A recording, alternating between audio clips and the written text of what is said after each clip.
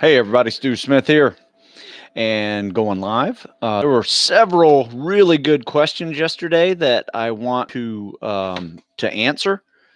Asked yesterday, I was discussing stupid questions, but you guys rallied and asked some really good ones, and I didn't get to them all because they were just listed on. So I wrote down a few. If I don't get to yours, just go ahead and just type it in, and I will try to get to it.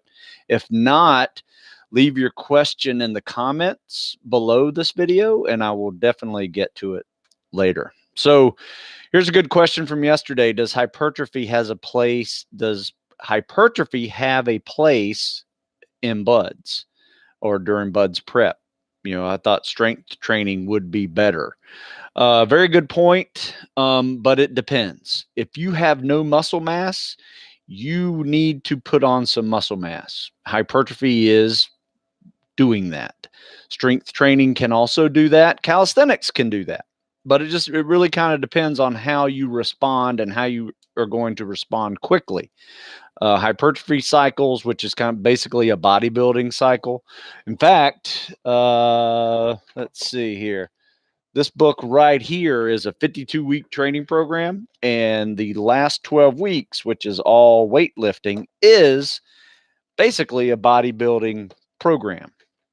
However, this one is a strength training program, right? So kind of depends on what you need. If you're a super powerful guy, you need a calisthenics training program, right? So work on your muscle stamina. So it kind of depends. So let's just end it there. I think you're going to do well with no matter what you do for strength training or hypertrophy.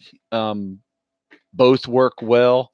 However, in the end, it's going to come down to a foundation of strength with muscle stamina and endurance built on top of it.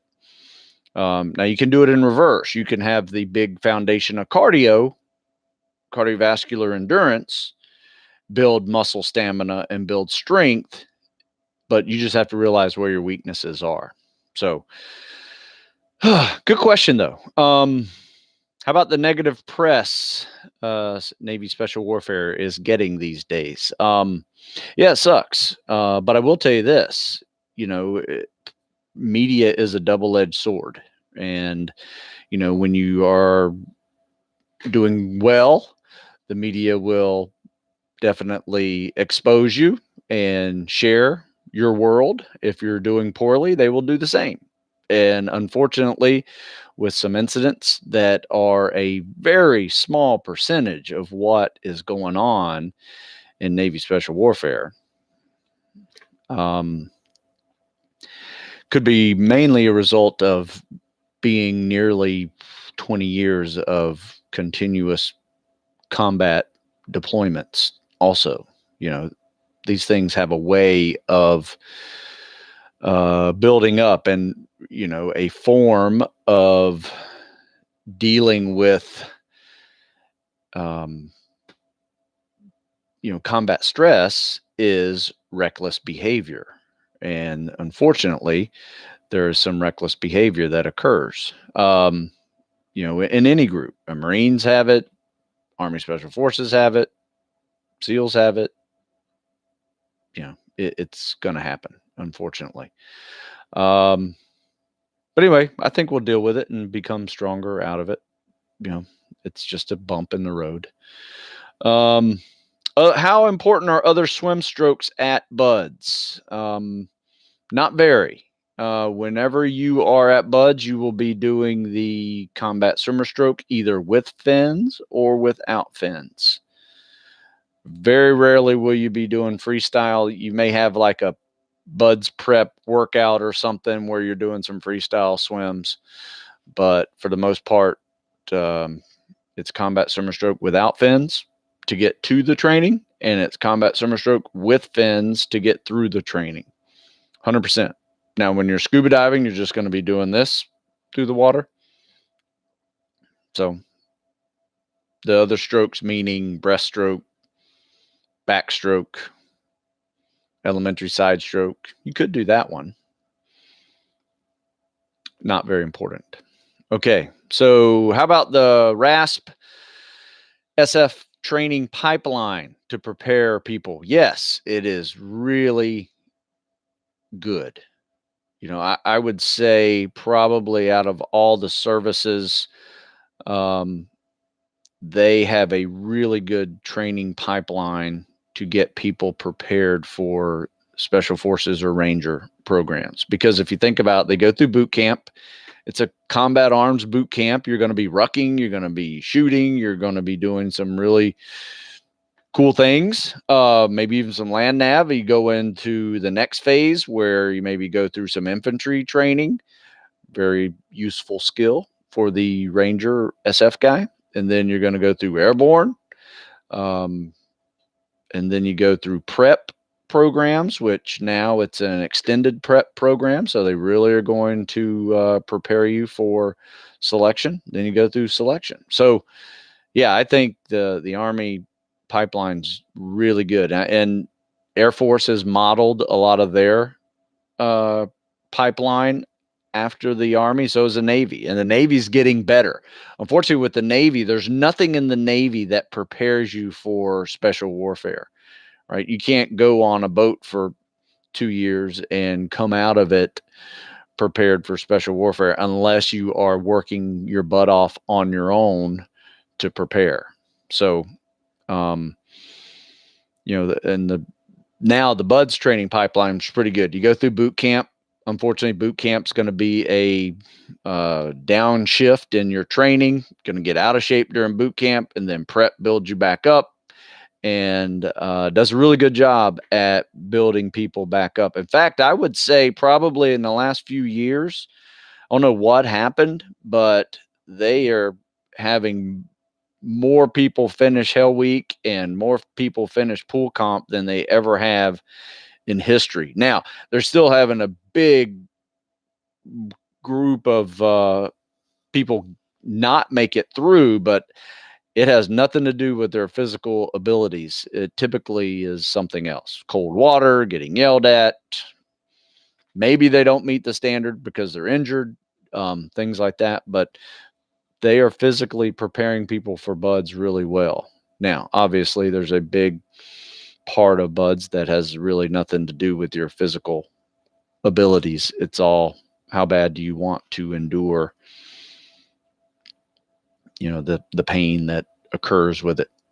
All right, so here's a question. Hey, Stu, currently on week 2 intermediate program of the Complete Guide Navy SEAL Fitness Program, and I am planning to enlist in February, April. What are your thoughts? Here's my deal on that. So planning to enlist in February and April. Why? Why are you giving yourself this February, April thing? What if you're not ready? I mean, it's good to have a goal timeline, I guess, but you need to be really ready. By the time you finish this book, it's probably going to be getting close to February. And you may have some weaknesses that are underlying that you're just completely ignoring. Weaknesses like strength. Are you prepared for log PT? Are you prepared for boats on your heads? On your head. You need to be able to really assess. In fact, I'll put 2 articles in here in the description below about what is good enough, right? It's what is good enough for the PST and some similar events, but also what is good enough on the strength training side. And it will help you expose some weaknesses you may have. So I wrote those on stewsmithfitness.com, but I'll link them below in the description later. Okay, let's see. Started swimming with a mask since that is what is used at BUDS. Yes. I notice I've had a hard time breathing since I can't exhale through my nose with the mask. It's just getting used to it. It has nothing to do with conditioning. It's just breathing in it, becoming a mouth breather. It's just weird. I remember having a weird transition the other way. right? Used to wearing a mask so long, and then I started wearing goggles, and that was weird, right? Because I was used to breathing through the mouth. I kept getting water up my nose, and I realized that I had to put some pressure on the backside of that. Yeah, just practice. It was good to get a mask now because you definitely need it.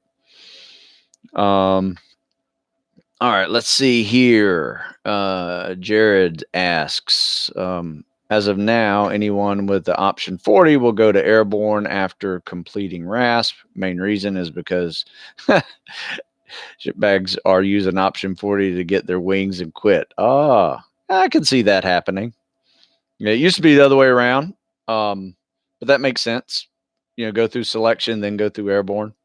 I think the SF pipeline is different. We have a couple guys going through that now that are went through Airborne first. So good point.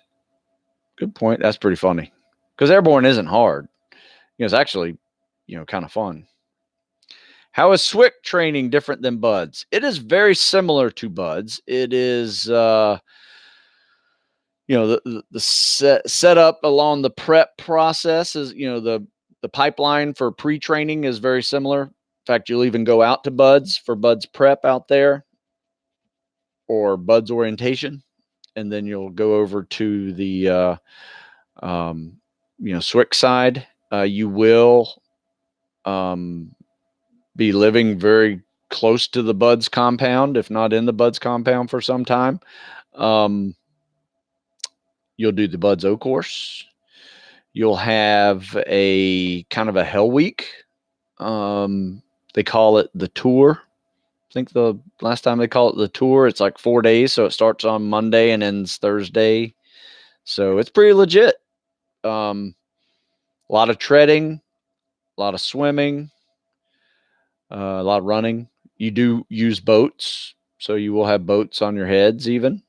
Run around, log PT and all that. So it, like I said, it is very similar. It is not the easy option. If you want the easy option to get into special warfare, it is. Now, is it easier than BUDS? I don't know. Haven't been through it.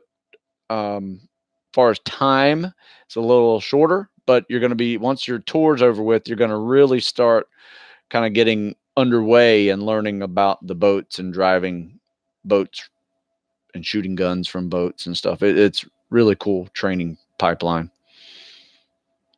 What are your push-ups and pull-up max now and before when you were younger? Is it possible to maintain? Yeah, I typically maintain my PT. I would say out of everything, I was really good at the PT stuff. So I could do 30 pull-ups. I actually got 140 push-ups in 2 minutes.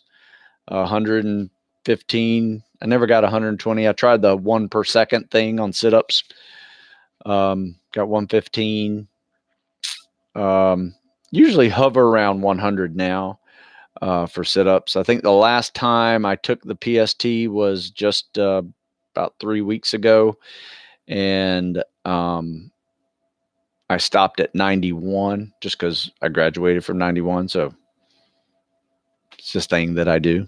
Probably could have gone on for another 15 seconds. I think I had 15 seconds left. Might have gotten 4 or 5 more. Push-ups, I can get 100 still. So that's pull-up, push-up, sit-ups. When I was younger, yeah, I was definitely a little faster on those reps.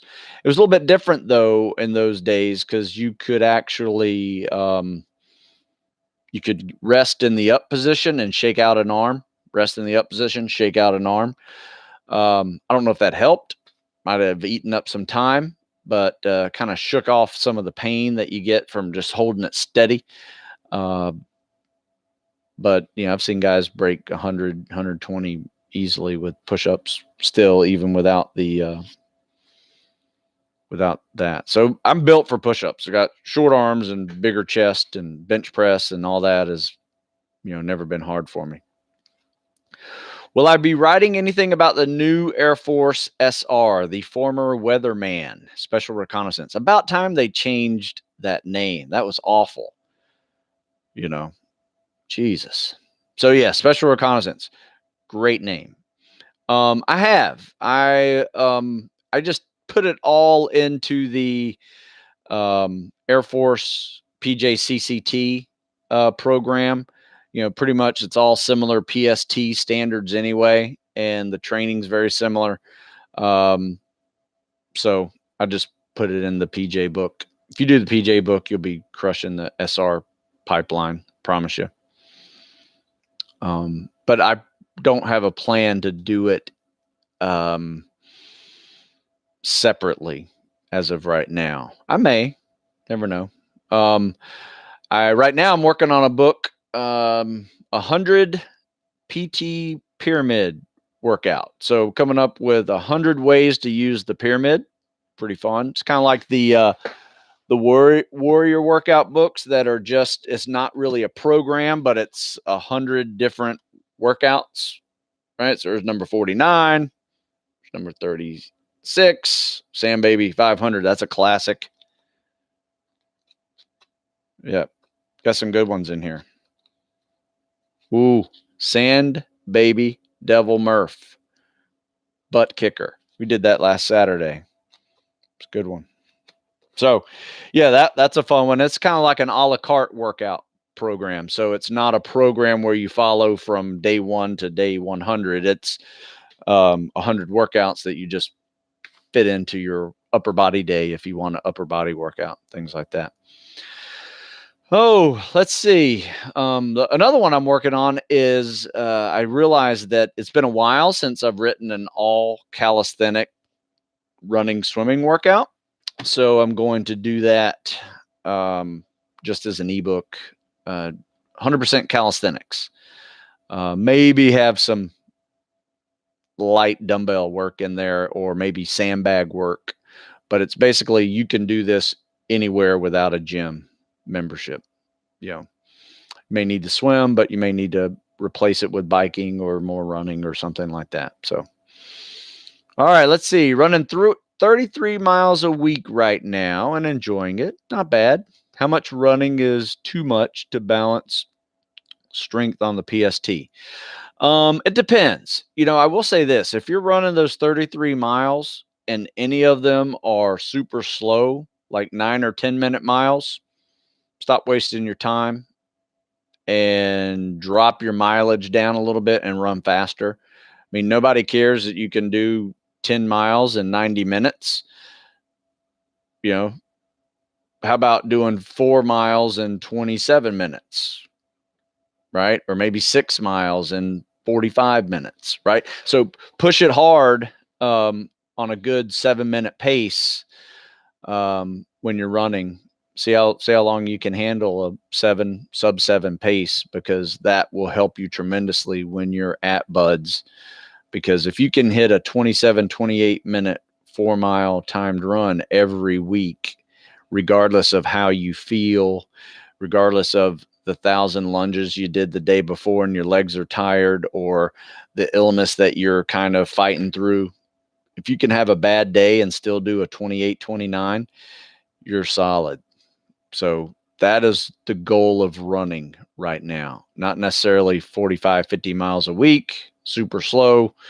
Pick them up, go a little faster. So that's my 2 cents on that one. What are some go-to positive self-talk sayings that I like to use? You know, can't complain, would never quit. That's a classic. In fact, I have it printed on the back of my t-shirts. And a lot of my guys who often run in front of me, that's the first thing I see. And that helps me. I won't lie. That helps me not quit. I promise you. You know, instead of, you know, when I say quit, turn a run into a walk or something like that. Let's see. Train to compete. Don't just survive. That's a good one. All right. So here's another good question. Is there anyone in the fitness world you enjoy learning from that you could name drop? just wanted to learn more about fitness overall. Jeff Nichols, Athlean X, Matt Winning, absolutely. All three of those, good. Also like the Renaissance periodization program. I tend to go more towards a periodized training cycle. If you're not familiar with my periodization cycle, I'll put it in the description below. But it basically works like this. I have a seasonal system. So in the winter, we are lifting. We're lifting hard. We're doing strength training, doing powerlifting. Some guys who need to put on some weight are doing more hypertrophy style lifting, but we're lifting. Guys that don't need to lift because they need to keep losing weight because they're 260-pound former football players who can lift a truck already, I have them doing more cardio. So it kind of depends on where you are, really. So that's our winter phase. Our spring cycle, we start. We also swim a lot in the winter. We run a little bit, mostly speed.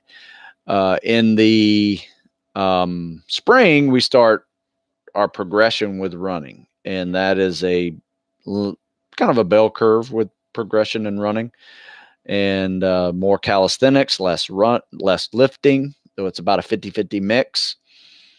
And then we really start focusing on speed swimming versus longer distance swimming. Let's see. In the summer, it peaks. We really peak on our running mileage, get it up there pretty high, but we're still going fast. A lot of hill work, a lot of sand work, really working the cardio. And we mostly do calisthenics, not much lifting unless it's fireman carries, sandbag lifts, things like that, log tires, stuff like that. So we do get in some resistance training, but it's just a little bit different, a lot more higher rep stuff. So we're working on endurance, muscle stamina in that one. And then the fall is very much like the spring, how it's just in reverse. We're decreasing our running a little bit, increasing our lifting, and adding more of a 50-50 split of lift and calisthenics. And then during the winter again, we're back to lifting, more swimming, less running. But that's how I do it. Been doing it for 20 years, and it has made a hell of a difference because at 30 I was broken, and at 50 I am much better off than when I was 30. So, and I've been teaching my guys that too, and they are much better off for it as well. You just don't burn out. You know, if you're trying to do everything all at once, it's hard to get good at everything all at once. You kind of have to cycle it through, build a good foundation, and then you maintain it. That's my method. Like I said, that's a method, not the method. There's plenty of other methods out there, but I know I've been doing it for 20 years and it works. Let's see. Thank you for answering my question. Do you have any experience with guys training up for SOF while doing a physical labor job? Yes, absolutely. In fact, I absolutely recommend it. We have people move here just to train with us, and they will get a job after we train. And I try to get them introduced to people who have manual labor jobs, because that's what your day in SOF is going to look like. You're going to do a hard workout, then you're going to be on your feet doing little things, not necessarily working out, but you're doing stuff. You might be, getting the boats taken care of and just moving around and, getting ready for the next evolution. So there's no nap time. So one thing that isn't necessarily the best thing for you, it's great for your recovery if you need it. But if you're in preparation mode for a day of spec ops, there's no nap time, when you're going through spec ops training. So just remember that. Absolutely. Get it done. Hard workout before your day, get it done. Get a second workout after the day is done. Highly recommend it. And then you recover as best you can. Get a good night's sleep, eat really well, don't party, and lick your wounds over the weekend. If you miss any workouts during the week, you can make them up on the weekend, perhaps. But yes, that's a good one. Great question. I think that's the best way to train. The guys that do really well are the guys that bust their ass all day working, like on a farm, or, you know, moving furniture all day on top of working out. So very good question. How often do I go live? You know what? Today it's 2 days in a row. I don't know. I like it. I think if I have something to say, I'll go live. I know yesterday there were so many good questions that I wanted to answer them, and that's what I did at the beginning of this video. So if I have stuff to say, I'll do it. Sometimes I just look for ideas to write about, because usually on Wednesday, I have to write a Ask Stu article for military.com. And sometimes I have no idea what I'm going to write about. So you guys actually give me great ideas. So even though I ask for questions and sometimes I get stupid questions, that's okay. Sometimes I get some really good ones that prompt me to think about writing a full article about it. So that's why I tell people all the time, if you have a question and you want me to answer it, ask Google the question and then put my name by it. And I probably have written an article about it. If I haven't, then I probably will, if it's a good question. So, all right. So is PRK eye surgery or LASIK a better option to get before joining the Navy? You know what? I don't know. I know both of them are waiverable. So some people have said in the past PRK is better. I know that's what was approved first. LASIK used to not be approved. And then probably late 90s, early 2000s, it was approved. PRK surgery was approved in the mid 90s, maybe mid to late 90s. But yeah, I don't know which one's better. You know, ask a doctor. If you wouldn't have taken the SEAL route, what SF community would you have chosen to pursue? Well, I was at the Naval Academy. So I would have had to go Marine Corps if I didn't go SEALs. And I would have liked to do that. Probably would have done the recon route. In hindsight, I think definitely Army SF would be really cool. I would say that's probably my second choice. I tried to go to West Point as well. Then I got accepted early to Naval Academy. So I knew I wanted to serve. I just didn't know in what capacity. So I originally wanted to be a pilot. So that's a long story. But what SOF community impressed you the most? I'll tell you what, the guys at Dev Group really impressed me. So they're SEALs, obviously. That was a different breed working with those guys. But Delta guys were badass. The 160th pilots were really badass. The Army Little Bird pilots, they're very impressive. And of course, PJs, love PJs. They're great. So, I don't think you can go wrong with any of them. Be honest with you, I'm impressed by all of them because they're all difficult. They all do a great job, and they're all in the fight somehow. So, all right, I think I answered everybody's questions here. If I did not, just post it in the comments below. If you have any other questions, post it in the comments below, and I will get to it. So thanks for your time, and stay tuned. I probably will be back in the next few days. See ya.